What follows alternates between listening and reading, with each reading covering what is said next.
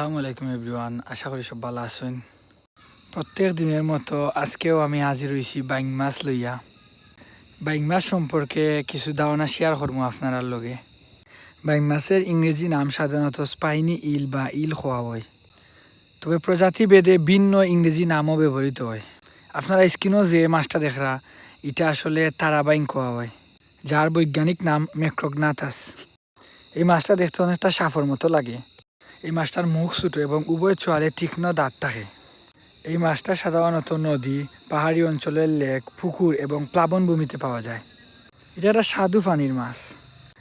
ভাই মাছ নিশাচর প্রাণী। নিশাচর বলতে তারা সাধারণত রাতে শিকার করে এবং দিনের বেলায় মাটির গর্তে বা পানির নিচে লুকিয়ে থাকে। খাদ্য হিসাবে তারা কেঁচো, ছোটো মাছ এবং অন্যান্য প্রাণী খাইয়া বাসে। এই মাছটা অনেক স্বাস্থ্য উপকারিতা আছে।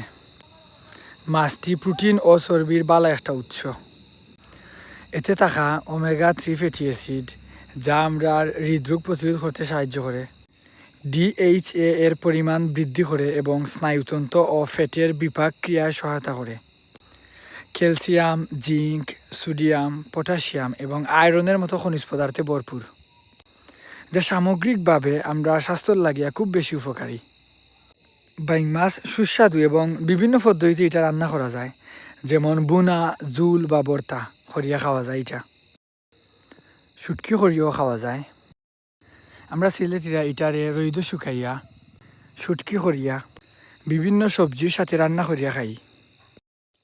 কিছু কিছু মানুষের বাইং মাছও অ্যালার্জি থাকতে পারে, তারা অবশ্যই সতর্কতা অবলম্বন করবায়, নতুবা চিকিৎসকের পরামর্শ অনুযায়ী খাইবায়।